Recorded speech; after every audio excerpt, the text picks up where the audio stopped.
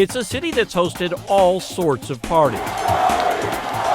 But it's never seen anything like this. We're really excited, and we cannot wait to showcase Milwaukee to the world. 50,000 people are coming to town. That's a great bump to the economy, obviously. Those who aren't coming will be watching. We have a chance to showcase Milwaukee. History will be made. We have an opportunity, all of us do, to help Milwaukee to shine. And we're making sure you're ready.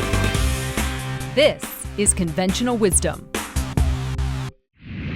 Welcome, everybody, to episode 5 of Conventional Wisdom, a podcast with a slightly longer time in the spotlight than the Northern Lights, but not by much. Not by much. That's because once the Republican National Convention begins, this podcast is donezo. Until then, we're getting ready for it together. Now, if you think about it, a national convention for either party is kind of like a political prom. There's clearly a king. That king picks a queen, or sometimes another king, to run with. Some of the outfits are wild, and everyone leaves with mementos that they'll save along with the memories. Yeah, but the convention this year also resembles a different kind of dance because our guest today, Elise Dickens, has worked for a number of high-profile Republicans, including former New Jersey Governor Chris Christie, Wisconsin Congressman Sean Duffy. In 2022, she was appointed by the RNC to come back to her native state and run this summer's convention, which is why we're calling this episode Part Prom, Part Homecoming. Oh, I love that. Elise Dickens, welcome to Conventional Wisdom. We are so happy you're able to join us. We're going to get to the story of how you were chosen to be CEO here of the RNC team, but we were hoping that you could kind of start with a little bit of an answer that gives us some insight into how your role within this whole monster of a circus actually works. What is the latest fire that you've had to put out this week? How did you deal with that? Oh my goodness, the latest fire. Where do you start, right? I guess it was at 7 a.m. this morning, and we were trying to figure out exactly where the stand-up positions are going to be for a podcast, the Ruthless podcast. And there was some confusion over if that's in the plaza, if that's in Media Row. Are they being treated as specialty media? Do they have the credentials? Oh, there's all these different VIPs that are going to be on this show. Where are we tracking them? So landed that plane by 7:30. But it is a million moving parts, but it's fun, and I am learning a lot. How big of a problem does it have to be before it gets to your desk? I imagine you're good at delegating, okay? How big of a problem does it have to be before we go? We got to bring this to Elise. Oh no, I'm so far in the weeds. I'm probably driving my team crazy. No, I mean, we've got a really good team here. We've got a full-time staff. We're close to 50 full-time staff that have moved to Milwaukee in the office every day. And that doesn't even take into account, vendors and all the different parts that go into this. But the team is really collaborative and a series of, professionals from all across the country. Most of us, it's our first convention. We haven't done this since 2016. So our actual first convention, a lot has changed since then, but it's a lot of different professionals kind of in their areas of expertise that we've assembled, a really cool team. So a lot comes across my desk, but I like it that way, and it's fun. It's really fun. So you like doing a little bit of the micromanaging? A little, probably too much. Little bit. Yeah. You are a Wisconsinite through and through. You moved back here, though, at the beginning of this year, right? I did. So I kind of dipped back in February of 2023, and I was here, and then I moved to Milwaukee full-time May 1st of 2023. Let's talk about that. Ronna McDaniel, Yeah. is the one who picked you for this job, the one who told you got this job. Did they seek you out? Did you seek the job out? And is it what you thought it would be? So I have to admit this, and my bosses will roll their eyes. As finance director, I was finance director most recently of the RNC, so last cycle, so in the 2022 midterm cycle. And behind the scenes, a site selection was going on because there's a committee at the RNC that actually goes across the country, and the various cities kind of roll out the red carpet, show them all the stops of why you should have your convention here. So when it boiled down to the final, when I knew it was down to Nashville and Milwaukee, behind the scenes, I was leaking. I was like the actual leaker to the Milwaukee team and some people that I knew on the host committee. Being like, oh, Nashville's doing this, and you guys should do this. Yeah. Like telling them what's going on. You got to be a cheerleader for your home state, right? Oh, I had to. And so it kind of... people in Nashville will be able to see this. Just I don't care if they're mad at me. Okay. That ship has sailed. Yeah, no. But anyway, so the chairwoman, I have worked for her since day one of her chairmanship. I actually went on her very first fundraising trip with her in 2017. And before that, in 2016, I was a consultant for the RNC and the Trump Victory team, and then I helped out on the inauguration. So I've been in this team, this larger family, if you will, for quite a while.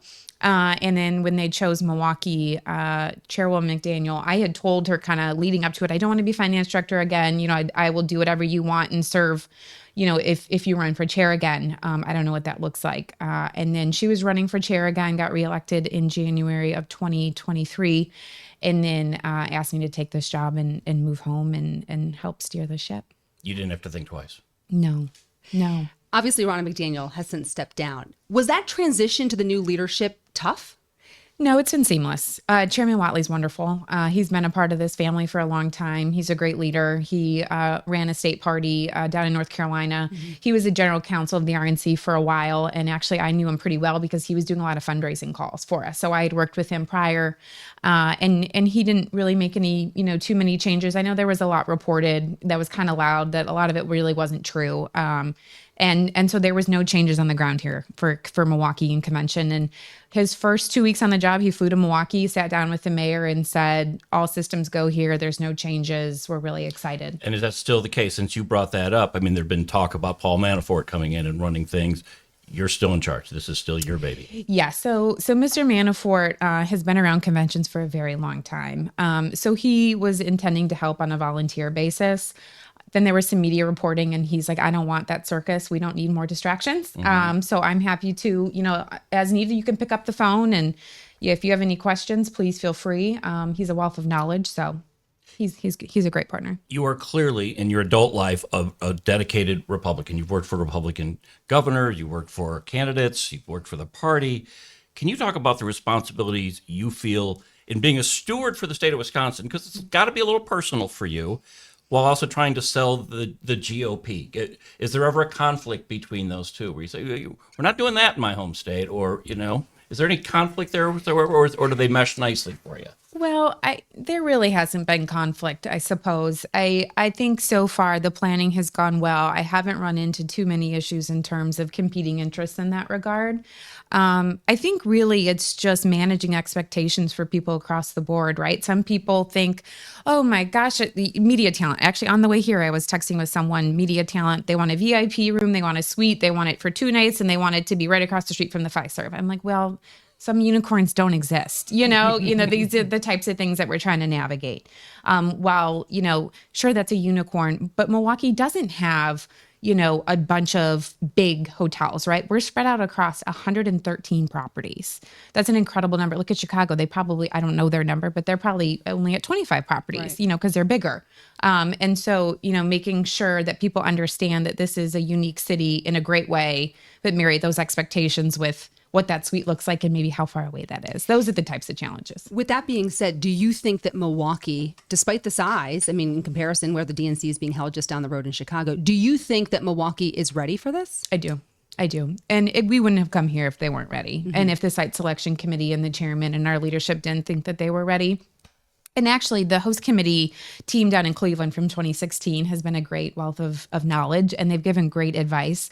And they even said they felt like they were kind of on that cusp of growth at that time, and kind of a rebirth, if you will, and a recelebration of their state's largest city, kind of like how Milwaukee is now. And so it's a great opportunity to have it here, and I think it's coming at a perfect time for this city and state. We've heard so many comparisons between Cleveland and Milwaukee with Right. this whole thing, Great cities on Great Lakes that people go, oh, wow, I didn't know it was this great until Not they get just a there. flyover. Yeah, no, I'm a fan of Cleveland as well. Is there a central theme, or do we have to wait until the whole ticket is there and the nominee is actually named? Oh, I think there's very little suspense that it will be Donald Trump. What's the theme here that you're sending out? Because you're also trying to grab independents. Independence will be the key to 2020 or 2024. Right. This is a very timely question. The campaign is working on the themes now of what does that look like coming into convention, out of convention, and how we represent that through a series of speakers and the actual programming and the meat of convention all 4 nights. So they're working on that now, of course, as you could imagine, polling and kind of what's resonating with people and what's going to move this election goes into that. So I don't want to get ahead of the campaign. We're working on that stuff. The program actually is kind of our last step here in the production of the actual 4-day TV show. We're in that final phase. We move into the FISERV on June 3rd and start building. And the program's going to continue to kind of build out over the course of the next several weeks. The campaign has not extended speaking invitations yet because they're mapping it all out. So you'll kind of start to see us tease some of that stuff. You might be the only one in the city happy that the Bucks bowed out of the playoffs early. Not that you're happy. I don't want to put words in your mouth, but it made your job easier to get into FISERV. Oh, it sure did. Yes. Yes. Which is understandable. But again, she's not happy about it. Okay. No. Actually, I did buy season tickets for my husband and I when we moved to Milwaukee. I am a fan. But yes, that did not delay our move-in schedule. So there's still a lot of stuff that has to be done between now and RNC time. Obviously, the clock is ticking, but there are things that can only be done in the final weeks leading up to it, right? I know you mentioned a couple of things about the speaker lineup. What else can you not prepare ahead of time and be proactive about and kind of have to wait until the final moments? So we had a senior staff meeting this morning just on this topic. We were like, what are we not thinking of? What can we anticipate? What do we think could go wrong? Those types of things. We're in that phase of the convention planning because like I said, we haven't done this in 8 years. I mean, think about even how Uber wasn't that readily used in 2016. It was around, but it wasn't like your natural, like it was so easy, right? And so there's so many things that are different in the world, even how people consume their news, right? There's so many more podcasts. This is oftentimes a preferred source of information as opposed to one of the regular 5 TV networks, right? That people are just accustomed to seeing, the 8 o'clock news on prime time. And so we're taking into consideration how the world has changed and what we need to do to be ready for that. You talk about this lineup, this 4-day, and you said it's a TV show. It's a production. And the party is an interesting party right now. You have Nikki Haley getting more than 20% of the vote in Indiana last week, and she's been out of the race. You have some congressmen, you had one senator saying that, Marjorie Taylor Greene was bad for the brand. But all these people are going to want a spot. Your former boss, Chris Christie. You need all of them in the tent, do you not? How do you balance who's getting this prime spot, who's going to speak here, and who shouldn't be sitting next to each other?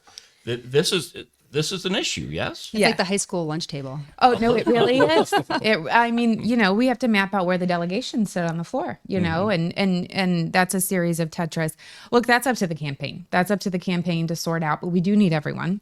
And, historically, conventions, it is about unity, right? We want everyone to come out of this unified, and that is a goal, right? We need everyone to leave Milwaukee ready to go work hard and win in November, no matter who you support up and down the ticket. So that is a big focus of convention, and that's something that I'm sensitive to in terms of planning, right? So I don't get to dictate the speakers and the program and all of that. I need to set it up for success. I need to set the table for success, and what does that look like? So you're not saying, okay, Marjorie Taylor Greene, you go Monday. Nikki Haley, if you do get a spot, you're going Wednesday. The campaign is deciding that. Yes, that's right. Okay, and you just have to provide the platform to make it happen. That's right. Gotcha. Okay. I have to have the most beautiful table setting for everyone to come and be ready and excited and enjoy, and then the campaign can kind of, determine what's for dinner. Okay. But then do you get the complaints on the back end of it? Oh, sure. But it wasn't your fault, right? Do you think that there are still deep divides within the Republican Party as it stands right now? Sure. I mean, I think that's evident every time that this is politics. People are not going to agree on everything. And so we'll see what that looks like coming out of convention. But I am optimistic that this is going to be a very unifying event. Everyone is very excited to come to Milwaukee. We're just seeing that in the hotel bookings, the requests for tickets, the events being booked. And so the energy is there and the people are coming. And so that I'm optimistic we're gonna come out of this really strong and be ready for November.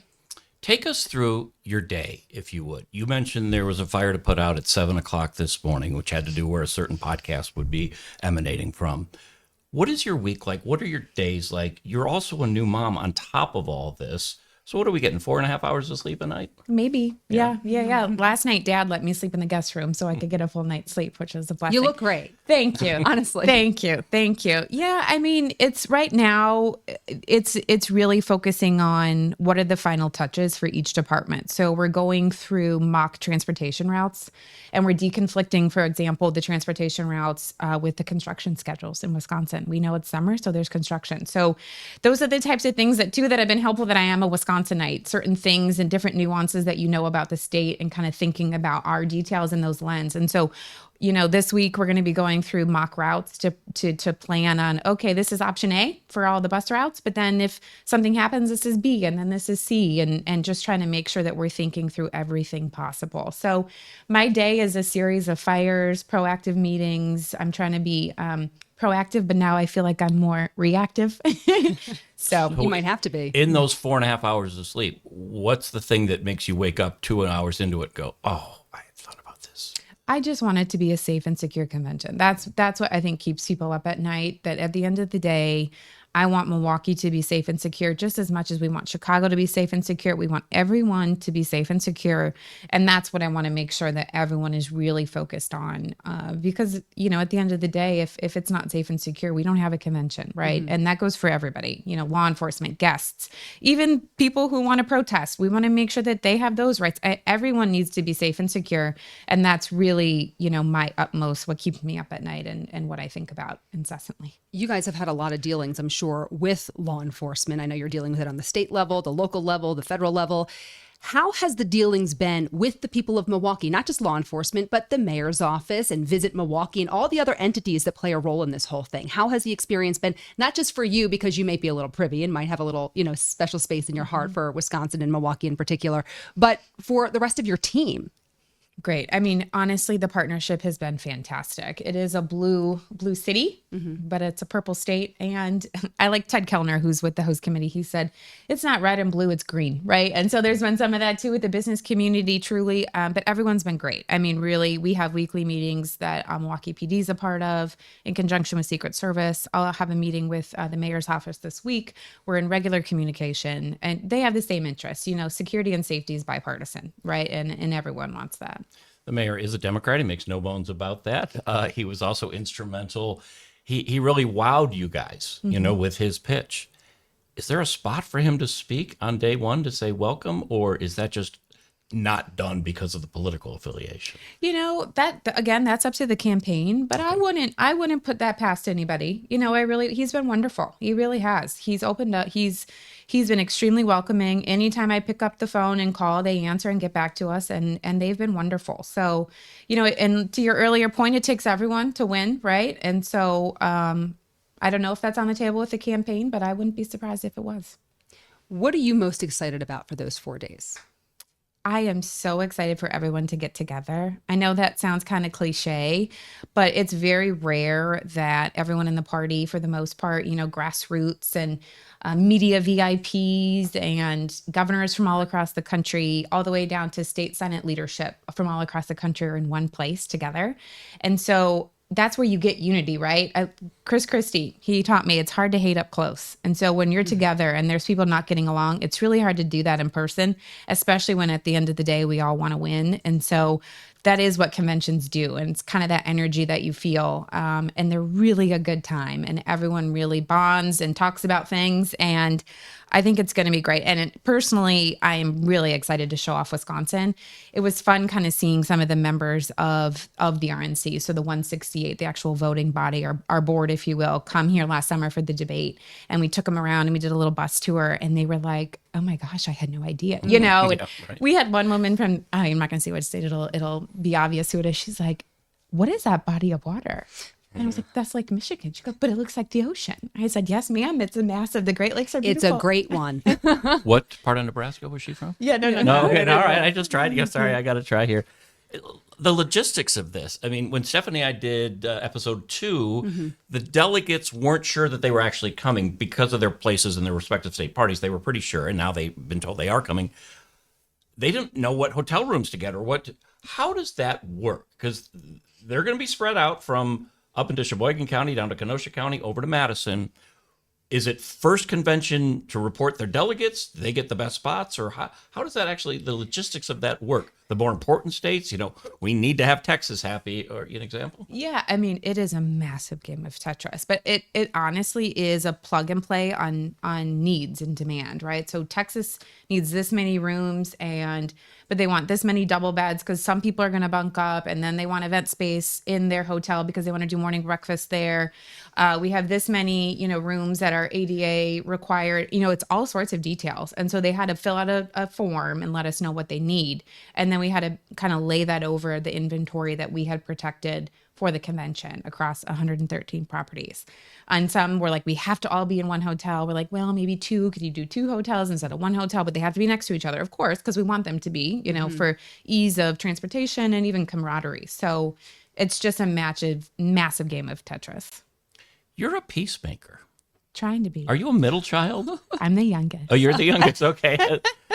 Because it does seem like there could be a lot of tensions with these things, but I could see you dealing with saying, you can't have one hotel. We're going to have to spread you out a little bit. Yes. Where does that come from in your personality? Oh my gosh, I guess I don't know. I think I'm just brutally honest with people. And then they're like, oh, okay. They kind of don't expect that. I'm very direct. Mm-hmm. And I think that has helped. I think it's helped that I was in fundraising, actually. This is my first time, in my political career that I'm not in fundraising. And so with fundraising, you have to be direct and clear and talk about, investments and why someone's doing something. And, and you have to manage expectations. And so I think that has served me well in this job. Saying that unicorn doesn't exist for that VIP talent, but here are the options and they're lovely. I love it. Here's plan B. Can you run us through, because we've asked other people and other people didn't know. We have 4 days. We know what the final day is going to entail. We know who the final speaker is going to be. We know how it's all going to kind of end with the fireworks. But every other day, what time do you guys start? Because not all of it's televised, obviously. So, what time are you guys in Fiserv Forum? What do you expect over the course of those days to kind of lead to the culmination of the final day? Sure. So actually it starts the week prior. And that's what we call the summer meeting and committee week. So the convention committees will meet the week prior. So we actually have probably about over 1,000 or so folks, maybe a little more, will come to Milwaukee. Actually, they'll be here for 2 weeks, which a lot of people don't realize. So those are the voting members of the RNC. In addition, people serving on the convention committees, which there are 4. And so we kind of start the business of the convention, if you will, the stuff that's really dictated by the rules the week prior. Then Sunday night, the host committee will be having a welcome party on Sunday evening. And then on Monday, we have further business. So during the day, usually on Monday, we have daytime business, if you will. And then we'll do evening sessions. And then Tuesday, Wednesday, Thursday are all evening sessions, usually going to start about 5 o'clock or so, give or take, and then wrap around 10:30, give or take. Making sure that we're kind of marrying up with primetime TV schedules. Mm-hmm. But then during the day, there's events all over town, right? So delegations and different sponsors have the opportunity to host breakfast, lunches, dinners, receptions, all that fun stuff, tours of the city. So we encourage people to take advantage of as much as possible during the day. There is a master calendar of events that we will share with everyone so they can see what is open to, different delegations to participate in and what might be, invite only, those types of things. There's separate donor programming going on throughout the day. And then additionally, we have one thing that we've added to this convention, which is kind of new, and we're calling it Convention Fest. In 2016, did either of you attend Cleveland? Neither one. Mm-mm. So there was kind of a small version of it where there is a little bit of an outdoor festival, if you will. Well, we're taking that and really growing it. So we have invited local vendors to join our Convention Fest. We're hoping to have about 100 of them within the hard perimeter.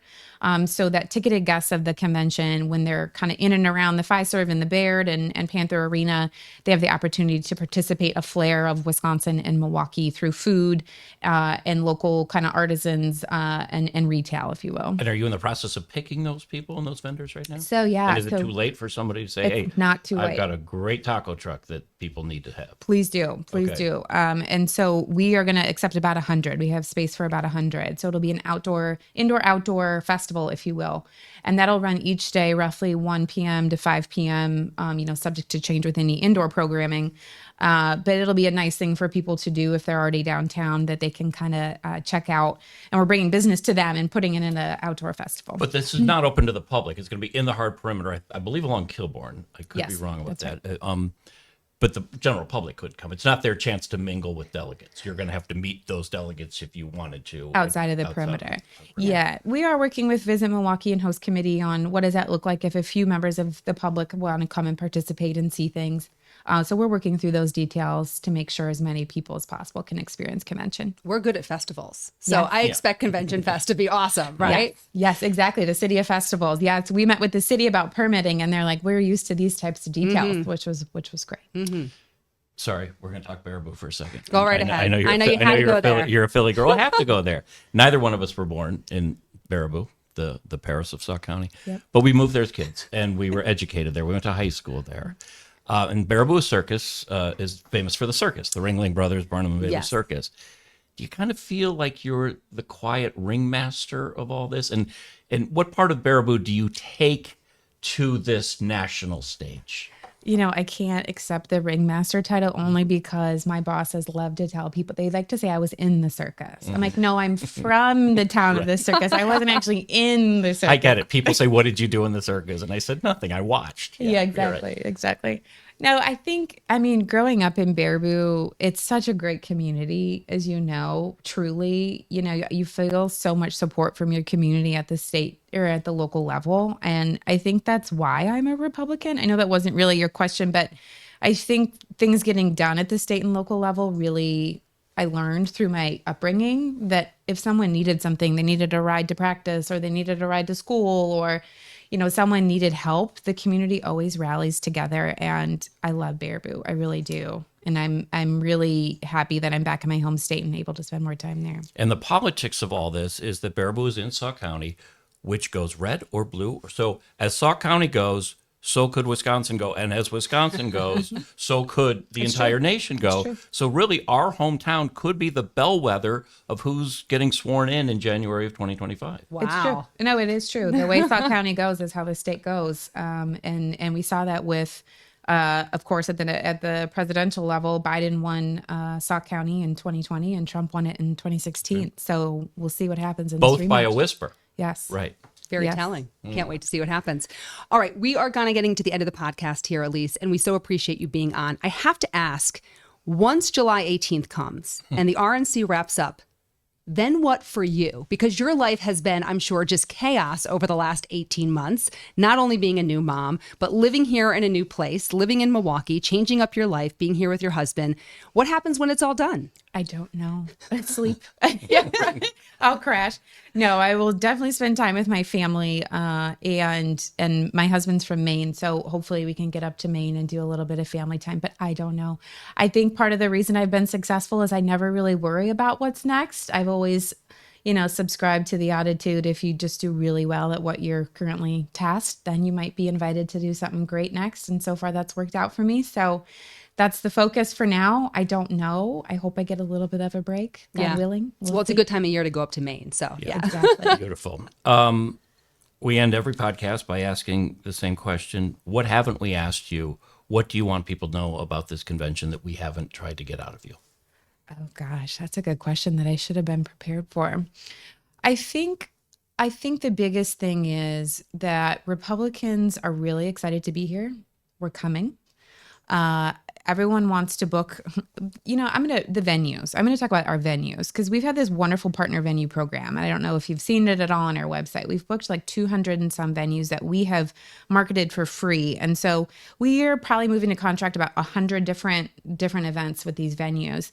But it's been tough managing expectations. I think some in Milwaukee have thought that this was going to just be a huge blockbuster, for their businesses. And I hope that it is.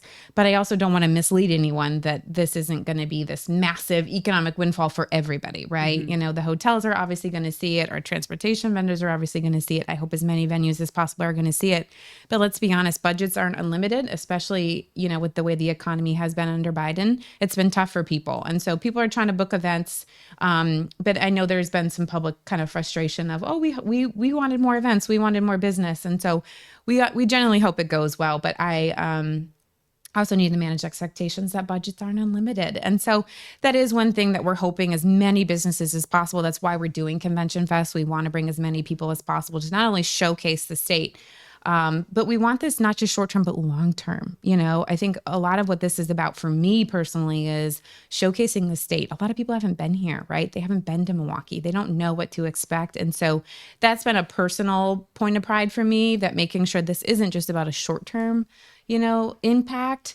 Back to what the Cleveland folks said, this is long term and showing not just the country, but internationally what Wisconsin's all about long term. And I hope that it drives up some interest in the state and you know, we see it for years to come. And the Baird Center being brand spanking new is going to help with that as well. It is beautiful inside. We hope it does the same thing too. I mean, we've been hearing it time and time again from so many of the leaders around the city. Of course, Visit Milwaukee is hoping for the same thing. So Elise Dickens, CEO of the RNC team, we so appreciate you being here. We appreciate kind of the peek behind the curtain, if you will. You've given us a lot of insight today. Yeah, and it's a quiet room. If you need to take a 20-minute nap, and we'll leave you here. Yeah, I'll if you stay need to in catch here. up on sleep. Yeah. So thank you for your time. We know you got somewhere to be soon. So we'll wrap this one up. We're back again in a couple weeks with the latest edition of Conventional Wisdom. Until then, thanks for listening. Thanks for watching.